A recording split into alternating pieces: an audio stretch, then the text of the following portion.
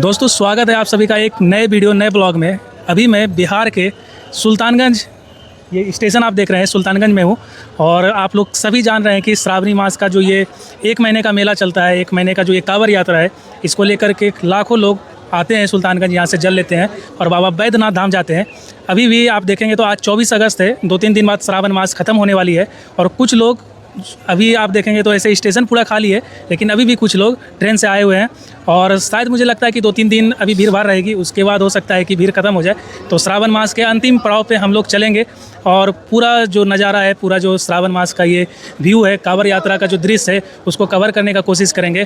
और सनातन धर्म में इसकी क्या महत्व है, लोगों की क्या आस्था है, वो सारा कुछ आपसे कनेक्ट करने का कोशिश करेंगे। अभी मैं जस्ट सुल्तानगंज स्टेशन पे हूँ और यहाँ से मैं अभी जाऊँगा नमो घाट, जो अपने नमामि घाट है, और सुल्तानगंज के जितने भी घाट है उधर जाकर देखेंगे कि श्रद्धालुओं की भीड़ उधर ज़्यादा है या फिर यहाँ से सारे लोग बाबा बैद्यनाथ धाम की तरफ निकल चुके हैं। क्योंकि शाम का भी टाइम है, तो ज़्यादातर श्रद्धालु शाम के समय में ही निकलते हैं ताकि उन्हें ज़्यादा दिक्कत ना हो। क्योंकि सुबह के टाइम में वेदर थोड़ा हॉट रहता है, गर्म मानसून के कारण, धूप के कारण लोग अवॉइड करते हैं सुबह निकलना। तो अभी शाम के टाइम में ज़्यादा भीड़ देखने को मिलती है, जब लोग स्नान करके जल लेके निकलते हैं।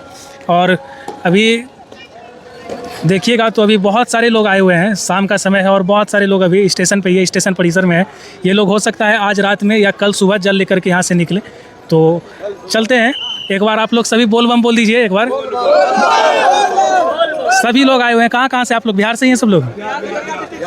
सब लोग बिहार से ही आए हुए हैं दोस्तों। और मैं बताया जैसे कि 2-3 दिन बचा हुआ है श्रावण मास ख़त्म होने में, तो अभी ये लोग आए हुए हैं। आज ये लोग निकलेंगे, आज या कल सुबह निकलेंगे ना, कल सुबह निकलेंगे। तो चलिए हम तो चलते हैं, आप लोग भी आइए पीछे पीछे। दोस्तों अभी मैं बैठा हुआ हूँ सुल्तानगंज बस स्टैंड के पास। बगल में ही सुल्तानगंज रेलवे स्टेशन भी है और सारा ट्रांसपोर्ट का जितना भी एक्टिविटी होता है वो आपको 80 से 90% इसी एरिया में आपको देखने को मिलेगा। क्योंकि रेलवे स्टेशन से जैसे ही यात्री निकलते हैं तो बस स्टैंड है, यहाँ से बहुत सारी गाड़ियों का मूवमेंट होता है। और इस जगह पे बैठने का रीज़न ये है कि यहाँ से बहुत सारे जगहों के लिए गाड़ियाँ खुलती है। अगर सुल्तानगंज के आसपास का एरिया आप देखें तो जैसे तारापुर हो गया, मुंगेर हो गया, खड़गपुर साइड भी हो गया, या फिर आगे भागलपुर साइड, जितने भी एरिया है इन सारे एरिया के लिए यहाँ से गाड़ी खुलती है। कांवड़ एरिया का मूवमेंट आपको इस रोड से ज़्यादा नहीं दिखेगा, क्योंकि एक्चुअली जो मेन रोड है वो पीछे साइड है, जो अभी मैं आपको लेकर के चलूँगा। और जो आप ब्रिज आप देख रहे थे, जो ब्रिज मैं आपको थोड़ी देर पहले दिखाया था, वो ब्रिज एक्चुअल में वो मेन रोड है। जब कांवड़ यात्रा निकलती है तो वो ब्रिज क्रॉस करके फिर आगे देवघर के लिए जाती है। तो पूरा रोड बना हुआ है, कच्ची रोड बनी हुई है, सारी व्यवस्था उसमें की गई है। अभी इस एरिया में मैं इसलिए था क्योंकि थोड़ा मैं स्टेशन गया था। स्टेशन में क्या क्या व्यवस्था थी, किस तरह की चीज़ों का इंतज़ाम किया गया है कांवड़ियों के लिए, चाहे अलग अलग यात्री अलग अलग जगह से आते हैं तो उनके लिए क्या व्यवस्था है, वो सारी चीज़ें अभी मैं देख रहा था स्टेशन पर। और कई अलग अलग लोगों से, अधिकारियों से बात भी हुई, तो उन सब चीज़ों से ये समझ में आया कि जब आप स्टेशन पे आते हैं, कहीं से भी आते हैं, तो मोस्टली ज़्यादातर लोग रेलवे का सहारा लेकर के यहाँ आते हैं। तो रेलवे के तरफ से, मालदा प्रमंडल की तरफ से, मालदा डिवीज़न की तरफ से काफ़ी अच्छी तरह की सुविधा यहाँ पे की गई है। अभी मैं बहुत दिन के बाद बस स्टैंड की तरफ भी आ रहा हूँ, तो बहुत कुछ मुझे चेंजेस भी दिख रहे हैं। बहुत कुछ टूटा भी, दुकानें थी पुरानी, वो सब मैं देख रहा हूँ कि यहाँ पर नहीं है। तो ये हो सकता है जिला प्रशासन का कुछ आदेश हो किसी अलग वजह से, लेकिन कांवड़ियों के वजह से, कांवड़ियों के लिए यहाँ पे काफ़ी कुछ अभी अलग अलग चीज़ों को, अलग अलग इनिशिएटिव को लाया गया है, जिसमें टॉप नॉच फैसिलिटी अगर कहे तो, जैसे अगर आप सुल्तानगंज स्टेशन आते हैं, वहाँ पे आप देखेंगे तो मेडिकल फैसिलिटी दी गई है, अलग अलग बूथ बनाए गए हैं। मेरे जस्ट मैं जहाँ पे बैठा हूँ, यहाँ पे बगल में ही एक मे आई हेल्प यू का सेंटर बनाया गया है, ताकि अगर किसी भी यात्री को, किसी भी लोगों को अगर किसी भी तरह की तकलीफ़ होती है तो यहाँ से आप कॉन्टैक्ट कर सकते हैं। यहाँ 2-4 पुलिस वाले बैठे हुए हैं, वो आपकी सहायता करेंगे।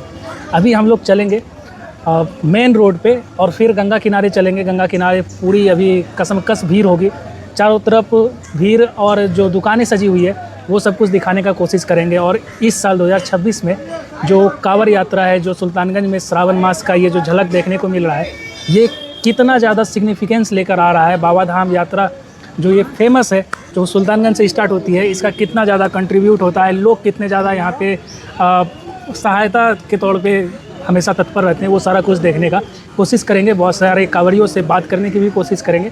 तो अभी हम सीधा चलते हैं जहाज घाट या अजगैबीनाथ मंदिर के साइड। वहाँ से आप लोगों को कंटिन्यू करेंगे वीडियो कि वहाँ पे लोग किस तरह से और किस तरह की व्यवस्था को अच्छे से मॉनिटरिंग की जा रही है वहाँ पे। तो वो सारा कुछ जब तक वहाँ जाएंगे तभी पता चल पाएगा। तो अभी चलते हैं दोस्तों अभी मैं एग्जैक्ट उस जगह पे आ चुका हूँ जहाँ से ब्रिज स्टार्ट होती है। और ये रास्ता जो आप देख रहे हैं, ये ब्रिज का जो रास्ता आप देख रहे हैं, इसी पे गाड़ियाँ भी चलती है। और इधर से काफ़ी सारे आपको श्रद्धालु जो आप भी देख रहे हैं कि सारे श्रद्धालु देवघर की ओर प्रस्थान कर रहे हैं, जल लिए हैं और अभी पैदल यात्रा पे निकले हैं। और ये आप देखेंगे तो अभी तो ये ख़राब हो चुकी है, लेकिन इस पर कारपेट बिछाया गया था ताकि जो धूप है, धूप का प्रभाव कम हो सके और कांवड़िए जो भी जाते हैं उनको तकलीफ़ ना हो।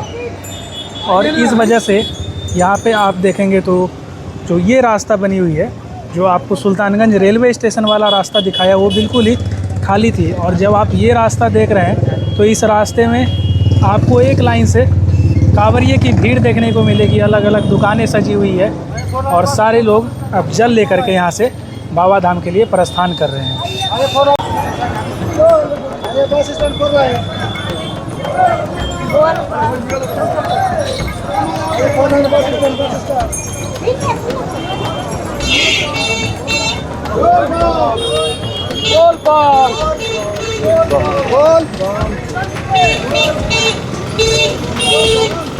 बोल बम बोल बम बोल बम बोल बम। सभी लोग अभी लगभग 1 बज रहे हैं दोपहर के और सभी लोग निकले हैं।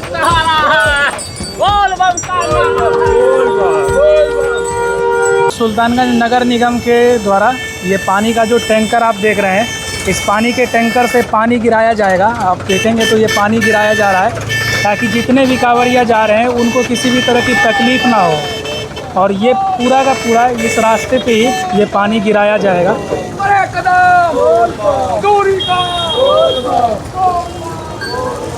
ये देखिए, ये पानी जो गिराया जा रहा है ये बिल्कुल ही ठंडा पानी रहता है और ये इसलिए डाला जाता है ताकि कांवड़िए को तकलीफ़ ना हो, क्योंकि पूरा अभी धूप, इतना कड़क धूप है कि पैर में छाले पड़ सकते हैं। इस वजह से ये सुविधा दी जाती है। ये जो अभी ग्रीन कलर का कारपेट बिछाया गया था ये तो पूरा ख़राब हो चुका है, लेकिन जो अभी पानी दिया जाएगा इससे कुछ देर तक ये ठंडक रहेगा ये रास्ता, जिससे जाने में तकलीफ़ नहीं होगी। जी जी बिल्कुल, हाँ जाएंगे, कुछ दूर तक जाएंगे। दोस्तों एक भैया से लिफ्ट ले लिए हैं बस ओवर ब्रिज दिखाने के लिए। अभी ओवर ब्रिज पे दोपहर है तो उतना ज़्यादा भीड़ नहीं है, लेकिन फिर भी बहुत से लोग अभी दोपहर की इस कड़कड़ाती धूप में निकले हैं बाबा धाम जाने के लिए। अभी ये लोग निकले हैं तो लगभग 2 से 3 दिन में ये लोग पहुँचेंगे, क्योंकि ये लोग पैदल जा रहे हैं, पैदल बम है तो आराम से रुक कर जाएंगे। जहाँ इनको तकलीफ़ होगी वहाँ विश्राम गृह भी बनाया गया है। कई जगह पे धर्मशाला, कई जगह पे रुकने की अच्छी व्यवस्था की जाती है, तो इससे इन लोगों की तकलीफ़ थोड़ी कम होती है।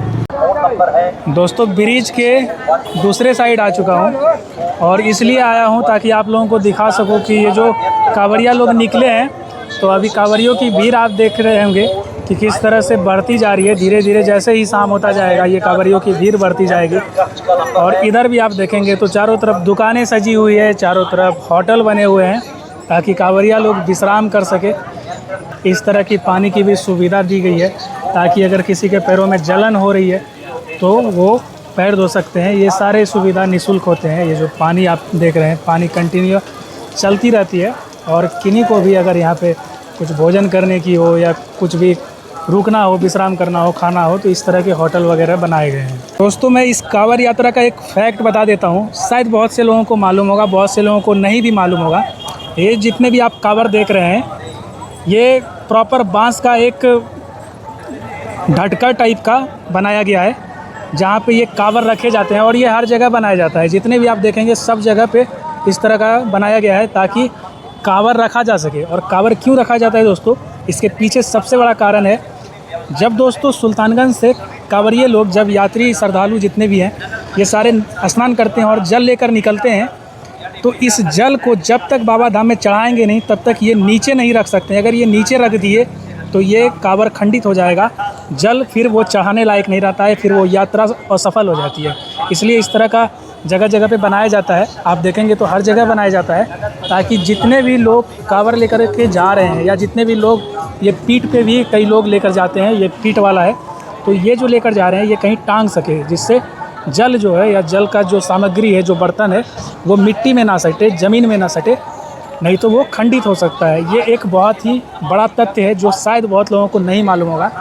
और रास्ता में आप देखेंगे तो जहाँ भी आप चलेंगे, जहाँ भी आप जाएंगे, हर जगह पे बांस का इस तरह से एक स्टैंड टाइप का बना दिया गया है, ताकि जितने भी कांवरिये लोग हैं वो अपना कांवर ऐसे ही जगह जगह पे रख सके। जब भी उनको विश्राम करना हो, जब भी उनको रुकना हो, तो इस तरह से चीज़ों को वो स्टैंड पे रख सके, अपने कांवर को, अपने जल को।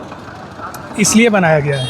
प्रॉपर एक रास्ता बनाया जाता है जिसमें गंगा जी का जो बालू होता है, मिट्टी वाला जो पोर्शन होता है, मिट्टी वाला जो बालू जिसको कहते हैं वाइट बालू, वो इस रास्ते में बिछाया जाता है और समय समय पे इस पे पानी डाली जाती है, ताकि जितने भी कांवर लोग जा रहे हैं, जितने भी लोग, किन्हीं को भी किसी तरह का तकलीफ़ ना हो, पैरों में छाले ना आए, इस वजह से ये मिट्टी डाला जाता है। हर साल ही डाला जाता है। ये ट्रैक, ये रोड जो आप देख रहे हैं, ये हर साल बनाया जाता है, तंदुरुस्त किया जाता है, ताकि ये जो आप रोड देख रहे हैं, मेन रोड, इस पर अभी जितने भी लोग चलेंगे, कुछ दूर जाते जाते ही पैरों में छाले पड़ सकते हैं। इसलिए ये रोड बनाया जाता है ताकि ज़्यादा तकलीफ़ ना हो सके।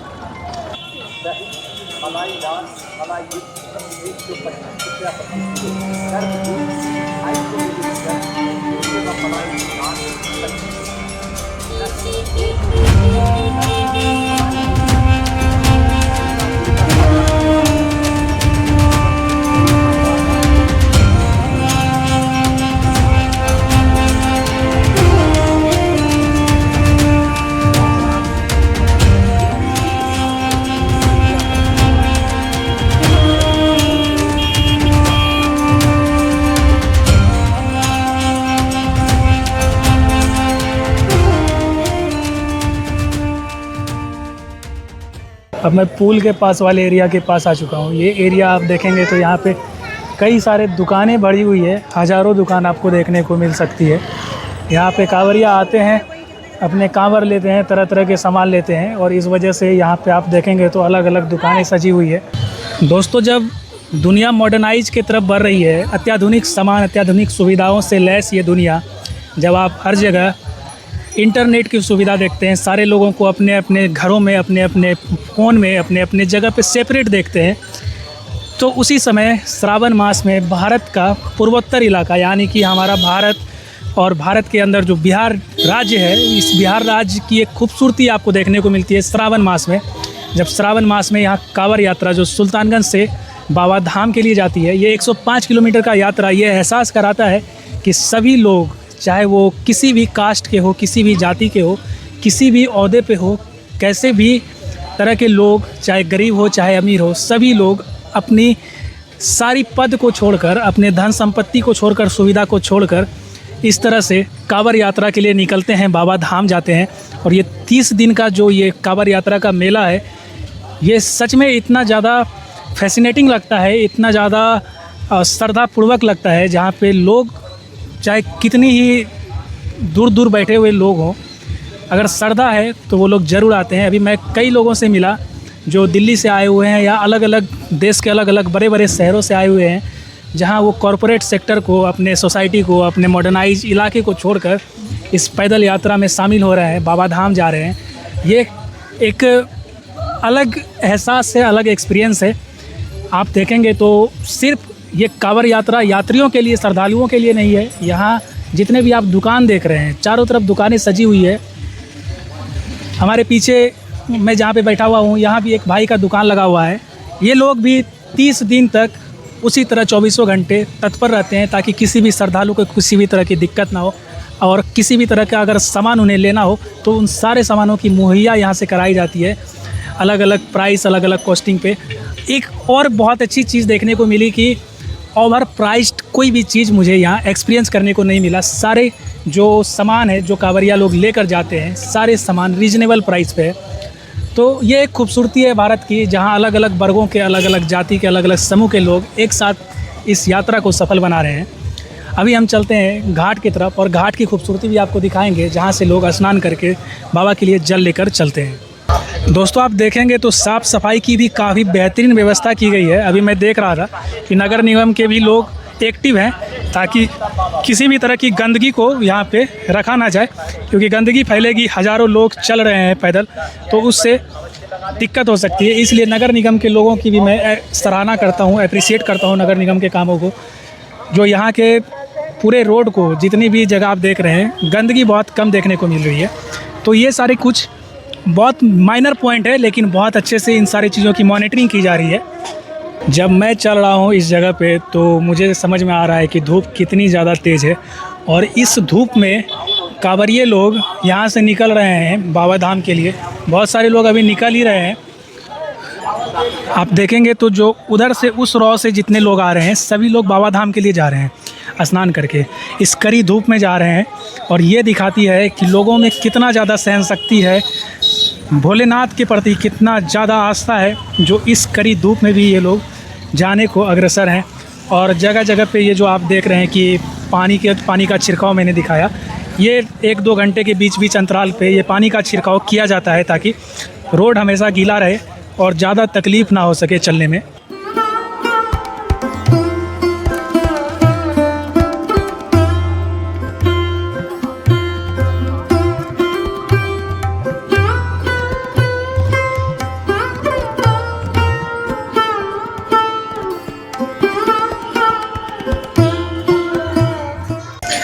दोस्तों, अभी तो जितने भी लोग मुझे दिख रहे हैं ये सारे पैदल बम हैं, लेकिन अभी तक कोई डाक बम नहीं दिखा है। एक्चुअली जो डाक बम होते हैं दोस्तों, उन्हें जब स्नान करते हैं और जल लेकर निकलते हैं तो लगभग 18 से 24 घंटे के अंतराल पे ये 105 किलोमीटर की दूरी तय करनी पड़ती है और बाबा पे जल चढ़ाना होता है। डाक बम के लिए रास्ता पूरा खुला छोड़ दिया जाता है, क्योंकि वो लोग दौड़ के चलते हैं, उन लोगों को रुकना नहीं होता। अगर वो रुक गए तो उनकी यात्रा खंडित हो जाएगी और पूरा का पूरा जो यात्रा है वो असफल हो जाएगा। अभी मैं डाक बम एक भी नहीं देखा हूँ, शायद दिखेगा तो मैं आप लोगों को भी दिखाने का कोशिश करूँगा। दोस्तों, अभी मंदिर के पास आ चुके हैं। सीढ़ी घाट की जो रास्ता आपको दिखाई, नई सीढ़ी घाट, उस रास्ते से होते हुए अभी मंदिर के पास पहुँच चुके हैं। मेरे जस्ट सामने में मंदिर है और धूप बहुत कड़क है। मैं ये सोच रहा हूँ कि इस धूप में जो श्रद्धालु अभी जा रहे हैं उनकी क्या हालत होती होगी, लेकिन यही एक सिग्निफिकेंस कहिए, एक कनेक्शन कहिए भगवान महादेव के साथ जो दिखाई पड़ती है जब वो लोग चलते हैं। और एक ही नारा होता है कि बोलबम का नारा है, बाबा एक सहारा है। ये समझिए तो एक पावर है, एक शक्ति है, एक फेथ है, एक बिलीव है, जिसके सहारे श्रद्धालु यहाँ से बाबा धाम 105 किलोमीटर की यात्रा तय करते हैं। मैं तो अचरज हूँ। अभी तो खैर मौसम कुछ दिनों तक ठीक ठाक था, लेकिन अभी 2-3 दिन से धूप इतनी भयानक स्थिति में है और उमस इतनी ज़्यादा है कि बहुत ज़्यादा दिक्कत हो रही है। श्रद्धालुओं को भी कई सारी दिक्कतों का सामना करना पड़ता होगा, लेकिन ये अच्छी चीज़ है कि अलग अलग जगह पे विश्राम गृह बनाए गए हैं, रुकने की जगह या पानी की व्यवस्था की गई है, जिससे थोड़ी बहुत यात्रा ठीक ठाक अच्छे तरीके से हो जाती होगी। और मैं जहाँ पे भी बैठा हूँ यहाँ भी एक शिवलिंग है यहाँ पे, और कई श्रद्धालु यहाँ भी रुके हुए हैं। अभी हम चलेंगे, मंदिर की तरफ भी चलेंगे। इधर कुछ बच्चे आ गए हैं जो यहाँ के ही बच्चे हैं, तो खैर अभी दिखाएंगे सारी चीज़ों को अच्छे से और देखेंगे गंगा घाट पे क्या नज़ारा होता है।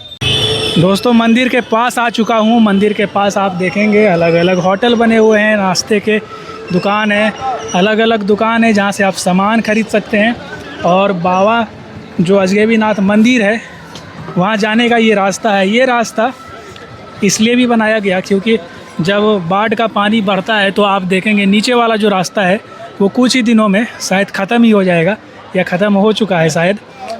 उस वजह से इस रास्ता का यूज़ किया जाता है।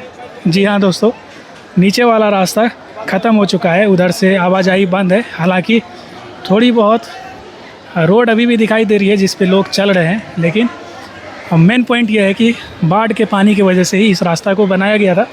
ये गंगा जी आप देख पा रहे होंगे, गंगा जी का स्तर धीरे धीरे बढ़ता जा रहा है। हो सकता है कि 10 दिन में जो ये आपको रास्ता दिखाई दे रहा है जहाँ से कुछ श्रद्धालु चल भी रहे हैं, ये पूरा ख़त्म हो जाए। मंदिर के निकट आ चुका हूँ। ये आप जो देख रहे हैं ये पूरा अजगैबीनाथ मंदिर है और मंदिर में अभी फ़िलहाल भीड़ थोड़ी बहुत कम दिखाई दे रही है और घाट किनारे भी भीड़ थोड़ी बहुत कम है, क्योंकि इस घाट का इस्तेमाल ज़्यादातर नहीं किया जाता है स्नान के लिए।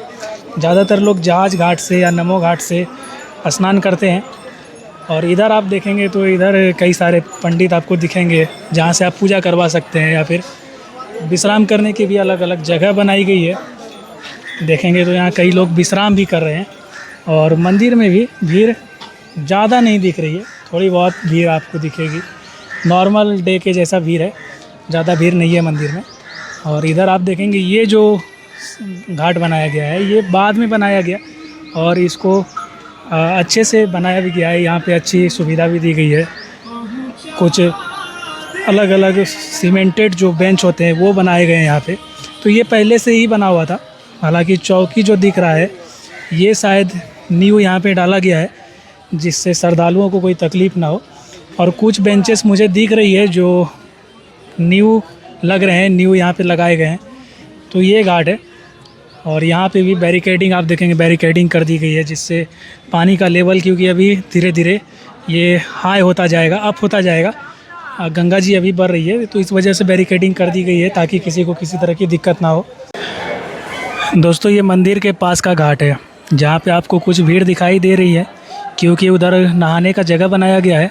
तो लोग नहा रहे हैं और गंगा जी का आप स्रोत देख सकते हैं।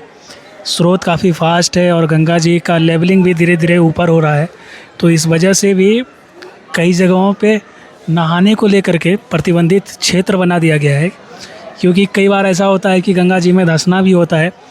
कई जगह ऐसे होते हैं जो काफ़ी गड्ढे वाले इलाके होते हैं, तो वहाँ खतरा ज़्यादा होता है। इस वजह से ये सारी व्यवस्था की गई है। साथ में कई अलग अलग टीम बनाए गए हैं, जिससे अगर कोई डूब रहा है या किसी को किसी तरह की दिक्कत हो रही है तो उसके लिए भी अलग अलग लोग आप देखेंगे, जो बाढ़ से बचाव के या डूबने से लेकर के एनडीआरएफ की टीम हो गई, या अलग अलग प्राइवेट बॉडी भी आपको यहाँ देखने को मिलेंगे, जो यहाँ पे काम कर रही है, समुचित व्यवस्था करवा रही है, सही तरीके से सारा मॉनिटरिंग करवा रही है। कांवड़ यात्रा के थोड़े इतिहास में चलते हैं, इसके हिस्ट्री को जानते हैं, कांवड़ यात्रा कैसे स्टार्ट हुई थी। और कई सारे क्वेश्चन तो ऐसे भी हो सकते हैं कि कांवड़ यात्रा होती है तो भगवान महादेव के लिए ही क्यों कांवड़ यात्रा होती है, कांवड़ यात्रा होती है तो श्रावण के मास में ही क्यों इसकी विशेषता इतनी ज़्यादा है।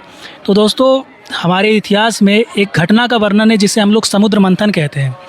समुद्र मंथन, जहाँ देवताओं और असुरों के बीच लड़ाई हुई थी, समुद्र मंथन हुआ था। और इस समुद्र मंथन से विष उत्पन्न हुआ था। इस विष उत्पन्न होने के वजह से इस दुनिया का बैलेंस बिगड़ गया था, और इस बैलेंस को सही करने के लिए भगवान शिव ने उस विष को अपने कंठ में लिया था, और तभी उनका नाम भी नीलकंठ पड़ा। लेकिन उस विष के चलते भगवान शिव का पूरा शरीर जो है वो ताप से, और मतलब उनके ऊपर नकारात्मक प्रभाव होने लगा उस विष का। तो सभी देवताओं ने ये फैसला किया कि भगवान शिव का जलाभिषेक करवाया जाए, ताकि उनके शरीर के ताप को ठंडा किया जा सके। और इसी घटना से जुड़ा हुआ है कांवड़ यात्रा, जब कई सारे देवता मिलकर, कई सारे लोग मिलकर जब शिव को श्रावण मास में जल अर्पित करते हैं। तो इसमें भी एक और घटना जुड़ी हुई है कि गंगा का जल ही क्यों हम लोग लेते हैं। ऐसा माना जाता है दोस्तों कि गंगा माँ के जल को सबसे ज़्यादा शुद्ध माना गया है। इस प्रकृति में सबसे ज़्यादा शुद्ध जो जल है वो गंगा जी का है। इसी वजह से जो गंगा का जल है वो कांवड़िया लेते हैं, श्रद्धालु लेते हैं। और उस टाइम पे देवताओं ने इसी गंगा माँ के जल से शिव का जलाभिषेक किया था, जल अर्पण किया था, ताकि उनके ताप कम हो सके। और आप जब देख रहे हैं कि ये 30 दिन का कांवड़ यात्रा, ये 30 दिन का कांवड़ यात्रा इसलिए चलता है क्योंकि वो जो तप था विष का वो काफ़ी ज़्यादा था। इसलिए कई हज़ारों लोगों के द्वारा, कई लाखों लोगों के द्वारा उनके ऊपर जल अर्पित किया जाता है, ताकि उनके ताप को कम किया जा सके। ये कहानी जुड़ी हुई है जो कांवड़ यात्रा से रिलेट करती है, और यही कहानी हमारे धार्मिक ग्रंथों में देखने को मिलता है। साथ में कुछ और कहानियाँ भी जुड़ी हुई है जो कांवड़ यात्रा से कनेक्ट है, जिसमें एक यात्रा ये भी है जब भगवान परशुराम जल लेकर हरिद्वार से जल लेकर बाबा धाम गए थे और जल अर्पण किए थे। तो माना जाता है कि सबसे फर्स्ट कांवड़ यात्रा भगवान परशुराम के द्वारा ही की गई थी। इसके अलावा श्री रामचंद्र जी से भी जुड़ी हुई एक घटना है, जब श्री रामचंद्र जी इसी सुल्तानगंज के गंगा घाट से स्नान कर जल लेकर बाबा बैद्यनाथ धाम गए थे। ये एक यात्रा जुड़ी हुई है। और न जाने कितनी ही यात्रा, एक श्रवण कुमार से भी जुड़ी हुई घटना हम लोग पढ़ते हैं, देखने को मिलती है, जब श्रवण कुमार अपने माँ बाप को लेकर के यात्रा पे निकले थे और उन्होंने भी हरिद्वार में जाकर भगवान शिव पर जल अर्पण किया था। और ये भी एक घटना हमारे कांवड़ यात्रा से जुड़ी हुई है। आज जो हम लोग सुल्तानगंज से बाबा धाम का जो ये यात्रा देख रहे हैं, इसकी वैल्यू इतनी ज़्यादा इसलिए है क्योंकि यहाँ से श्री रामचंद्र जी जल लेकर बाबा धाम गए थे और जल अर्पित किए थे। इसीलिए इस जगह का ये जो 105 किलोमीटर का जर्नी है, इसका वैल्यू बहुत ज़्यादा महत्वपूर्ण और बहुत ज़्यादा इसका सिग्निफिकेंस हमारे हिंदू धर्म में, हमारे सनातन धर्म में देखने को मिलता है। दोस्तों, सुल्तानगंज इस जगह की भी कुछ विशेषता है जिसके बारे में मैं आप लोगों को बता देना चाहता हूँ। पहले ये सुल्तानगंज नाम नहीं हुआ करता था, इस जगह का नाम जहांगीरा हुआ करता था। यहाँ एक जहन्नू ऋषि हुआ करते थे जो कई वर्षों से तपस्या कर रहे थे, लेकिन यहाँ पे गंगा का वेग इतना ज़्यादा था कि ऋषि जहन्नू का तपस्या भंग हो गया और वो क्रोधित होकर पूरी गंगा माँ को ही पी गए।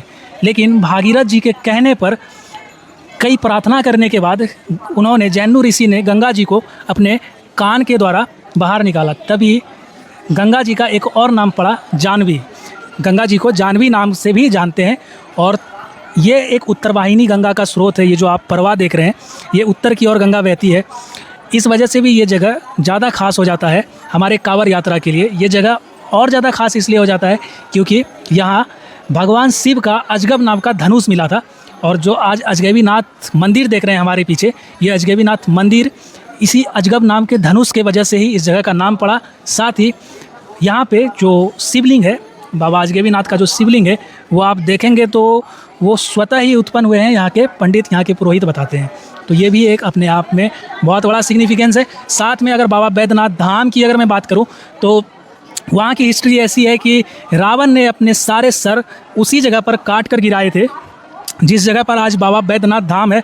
और भगवान महादेव के लिए ही उन्होंने सारे सर को काटे थे। तभी भगवान महादेव उनसे प्रसन्न होकर प्रकट हुए और एक वैद्य के रूप में रावण के सारे सर को जोड़े। तभी से उस जगह का नाम बाबा बैद्यनाथ धाम पड़ा। और ये जो कनेक्शन आप देख रहे हैं, ये कनेक्शन इसलिए काफ़ी खास हो जाता है हम लोगों के लिए और कांवड़ यात्रा के लिए। चलिए, अभी और भी चीज़ें आप लोगों को दिखानी बाकी है, बतानी बाकी है। धीरे धीरे आप लोग इस डॉक्यूमेंट्री में देखते रहेंगे। वीडियो पसंद आए, अगर हमारा इन्फॉर्मेशन सही लगे, अगर सारी चीज़ें आपको पसंद आए तो लाइक कर दीजिएगा, चैनल को सब्सक्राइब कर दीजिएगा और शेयर भी कर दीजिएगा। क्योंकि ये जो कांवड़ यात्रा का अभी जो ये डॉक्यूमेंट्री है, ये शायद इतना डिटेलिंग से अभी तक यूट्यूब पे आप लोगों को नहीं मिला होगा। मैं कोशिश कर रहा हूँ कि ऐसी सारी इन्फॉर्मेशन आप लोगों को देता चलूँ जो कभी आप लोगों ने यूट्यूब इंडस्ट्री में, यूट्यूब के पूरे इतिहास में आप लोग कांवड़ यात्रा के बारे में नहीं सुने होंगे, नहीं देखे होंगे। और साक्षात इस यात्रा को मैं दिखाता चल रहा हूँ लाइव, ताकि आप इस जगह को रिलेट कर पाओ, फील कर पाओ कि ये जगह अपने आप में कितना ज़्यादा खास है। दोस्तों, जैसा कि मैंने आपको बताया कि यहाँ कई अलग अलग घाट बनाए हुए हैं, मतलब घाट बने हुए हैं।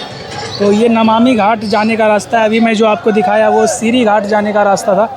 और इधर से आप देखेंगे तो कई सारे श्रद्धालु स्नान कर जल लेकर निकले हैं, जो बाबा धाम की तरफ निकलेंगे, जाएंगे। तो ये नमामि घाट का रास्ता है। इस रास्ते से आप नमामि घाट जा सकते हैं। वैसे इधर भी आपको उतनी ही रौनक देखने को मिलेगी। सारे चारों तरफ जो चकाचौंध है, जो दुकानें सजी हुई है, जो श्रद्धालु आ रहे हैं, सारी व्यवस्था इधर भी सेम आपको देखने को मिलेगी। और मुझे लगता है कि सुल्तानगंज के हर कोने में किसी भी तरह की अगर आपको तकलीफ़ होती है तो हर कोने में एक मे आई हेल्प यू सेंटर या फिर कई सारे दुकानें या अलग अलग चीज़ों की व्यवस्था की गई है जिससे आप लोगों को कोई तकलीफ़ ना हो।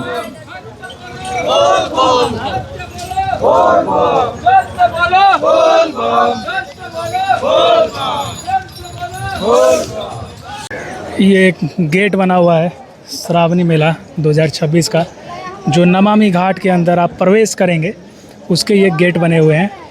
और यहाँ देखिए तो काफ़ी सारे लोग मुझे यहाँ पे दिख रहे हैं, हज़ारों की संख्या में यहाँ लोग हैं।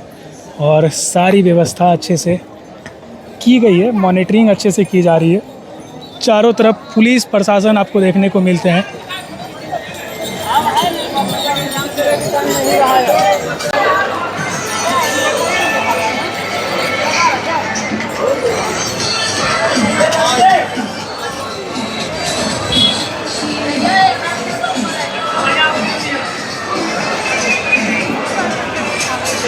चारों तरफ दोस्तों एक ही नारा है, बोल बम बोल बम बोल बम का नारा है।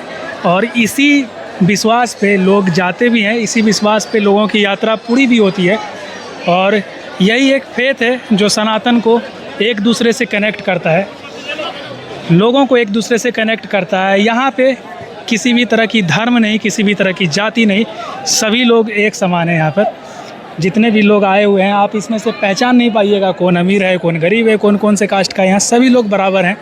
और यही एक यात्रा है, 30 दिनों की जो कांवड़ यात्रा है, ये इस सनातन की सबसे बड़ी खूबसूरती है। ये घाट आप देख रहे हैं, घाटों पे बैरिकेडिंग की गई है अच्छे तरीके से, ताकि लोग आगे ना जा सके। और ये बैरिकेडिंग इसलिए भी ज़रूरी है ताकि गंगा का लेवल अभी बढ़ रहा है और कुछ नाव वगैरह भी दिख रहे हैं। अगर किसी भी तरह की दिक्कत होती है तो लोगों को बचाया जा सकता है। ये नमामि घाट का सीन है दोस्तों, जो बाद में इसे बनाया गया और काफ़ी अच्छे तरीके से इसे बनाया गया है। बगल में हमारा एक पुल भी बन रहा है राज्य सरकार का, शायद पता नहीं कब ये बन के पूरा होगा। दोस्तों ये कांवड़ यात्रा सिर्फ एक यात्रा नहीं, अगर मैं इकोनॉमिक दृष्टिकोण से कहूँ तो इसका एक बहुत बड़ा कंट्रीब्यूशन होता है बिहार और झारखंड दोनों ही सरकारों के लिए, या अलग अलग छोटे छोटे व्यावसायिक लोगों के लिए, अलग अलग छोटे छोटे ग्रुप के लिए, सभी लोगों के लिए ये एक बहुत ही अच्छा अवसर होता है जो एक महीने तक काफ़ी बड़ी रेवेन्यू जनरेट करता है। आप देखेंगे तो ये कांवड़ यात्रा जिसमें करीब 50 से 60 लाख लोग पार्टिसिपेट करते हैं, जुड़ते हैं, शामिल होते हैं इस यात्रा में। और यहाँ की अगर रेवेन्यू अगर बताऊँ अप्रोक्सीमेटली, यहाँ की अगर रेवेन्यू मैं अगर काउंट करूँ तो ये लगभग 1000 से 1200 करोड़ की रेवेन्यू जनरेट करती है ये मेला, जिसमें राज्य सरकार को इतना बड़ा हिस्सा नहीं मिलता है क्योंकि इससे बहुत सारे छोटे छोटे व्यावसायिक लोग भी शामिल होते हैं, उन्हें भी ये हिस्सा जाता है, राज्य सरकार के टैक्स में भी जाता है। साथ ही बैद्यनाथ धाम के ट्रस्ट जो हैं, बैद्यनाथ धाम के जो फाइनेंशियल डिपार्टमेंट है उसमें भी कई करोड़ रुपए जाते हैं। तो ये सारी चीज़ें, ये मैं एक एग्जैक्ट नंबर नहीं बता सकता क्योंकि इसकी कोई डेटा पब्लिश नहीं की जाती है, लेकिन हाँ इस वजह से हज़ारों लाखों लोग जुड़ते हैं, हज़ारों लोगों के व्यवसाय का ये एक जरिया बन जाता है। कोई कुछ भी बेच करके यहाँ से लाखों रुपए कमाते हैं। आप देखेंगे छोटे छोटे दुकान लगे हुए हैं, बिल्कुल ही छोटे छोटे, और वहाँ से काफ़ी अच्छे अच्छे रेवेन्यू जनरेट हो रहे हैं। तो ये एक अपॉर्चुनिटी के दृष्टिकोण से भी काफ़ी बेहतरीन मेला हो जाता है जो श्रावणी मेला आप देख रहे हैं। और दूसरी बात है कि सनातनों को जोड़ने के लिए भी एक काफ़ी ख़ास मेला हो जाता है जब लोग यहाँ से जुड़ते हैं, कई हज़ारों लाखों लोग यहाँ आते हैं, जुड़ते हैं। तो ये भी एक पॉजिटिव व्यू पॉइंट बन जाता है इस मेले का। दोस्तों यहाँ बनाई गई है टेंट सिटी, जहाँ आप रुक सकते हैं, स्नान कर सकते हैं, या टॉयलेट वगैरह की व्यवस्था अच्छे तरीके से सब कुछ की गई है। तो दोस्तों ये पूरा टेंट सिटी बनाया गया है, पूरा बड़ा सा कॉरिडोर आप देखेंगे चारों तरफ, लगभग हज़ारों लोगों के रुकने की व्यवस्था बनाई गई है। और ये बिल्कुल फ्री ऑफ कॉस्ट है। यहाँ पे बेसिक जितनी सुविधाएं हैं वो आपको दी गई है, बेड बनाए गए हैं, टॉयलेट की सुविधा है। चारों तरफ आप देखेंगे तो डबल लेयरिंग का पंडाल बनाया गया है ताकि अगर धूप हो या फिर बारिश हो उससे भी किसी भी तरह की तकलीफ़ ना हो। और ये जस्ट नमामि गंगे घाट के सामने ही ये टेंट सिटी बनाया गया है। दोस्तों यहाँ जीविका दीदी की रसोई लगाई गई है जो बिना लहसुन प्याज का खाना है। बेसिक खाना आपको यहाँ पे मिल जाएगा, चावल दाल सब्जी वगैरह। पीने का पानी तो लगाया गया है, लेकिन यहाँ पे एक श्रद्धालु का कंप्लेन आ गया। एक श्रद्धालु का ग्रुप था, वो बोल रहे हैं कि सम्राट चौधरी जी पीने का पानी का सही व्यवस्था नहीं किए हैं, क्योंकि ये जो पीएच वाला जो टंकी बनाया गया है, जो सिलेंडर लगाया गया है, ये काम नहीं कर रहा है और पानी शायद ये वाला सही नहीं है, पीने लायक नहीं है। तो ये हमारा कंप्लेन नहीं है क्योंकि हम तो पिए भी नहीं है, ये सम्राट चौधरी के लिए उनके ही राज्य के एक व्यक्ति का कंप्लेन है जो श्रद्धालु बन करके यहाँ आए हुए हैं और बोल रहे हैं कि समुचित व्यवस्था करनी चाहिए, खास करके पीने के पानी की व्यवस्था करनी चाहिए। तो ये नमामि गंगे घाट के सामने का सीन है, नज़ारा है जो आपको दिख रहा होगा। दोस्तों आप लोगों को ये ब्लॉग कैसा लगा कमेंट करके तो ज़रूर बताइएगा। ये भी बताइएगा कभी आप श्रावण मास में ये कांवड़ यात्रा किए हैं कि नहीं, वो भी खास करके सुल्तानगंज से जो बाबा बैद्यनाथ धाम की ये 105 किलोमीटर की यात्रा है, ये कभी आप लोगों ने एक्सपीरियंस किया है कि नहीं, कभी बाबा धाम गए हैं कि नहीं, ये कमेंट करके ज़रूर बताइएगा। और कितनी सारी चीज़ें जो आज के समय में बदल गई है उन सारी चीज़ों पे भी आप एक बार अपना विचार दे सकते हैं कि बिहार सरकार या झारखंड सरकार ने पहले की अपेक्षा आज क्या क्या चेंजेस किए हैं, क्या क्या नई नई सुविधा लाए हैं, जिसकी वजह से आज का कांवड़ यात्रा इतना सजग हो पा रहा है, इतना अच्छे से सुविधापूर्वक लोग जा पा रहे हैं। अच्छी व्यवस्था की गई है, जगह जगह पे पंडाल की व्यवस्था की गई थी, जगह जगह पे रुकने की, खाने पीने की, अलग अलग जो भी चीज़ें होती है, पीने के पानी की, टॉयलेट की, ये सारी बेसिक सुविधाओं का इंतजाम किया गया था। हालांकि खाने का जो सामान है वो आप लोग ये जितने भी श्रद्धालु आते हैं वो खरीद के खाते हैं, लेकिन फिर भी जो बेसिक सुविधा थी उसको लेकर के धीरे धीरे अच्छी मॉनिटरिंग की जा रही है, अच्छी सुविधा दी जा रही है, जिसके वजह से ही ये पूरा का पूरा मेला, ये पूरा का पूरा कांवड़ यात्रा, ये जो 30 दिन का चलने वाला श्रावण मास है, ये काफ़ी अच्छे से सजग हो पाया है, सफल हो पाया है।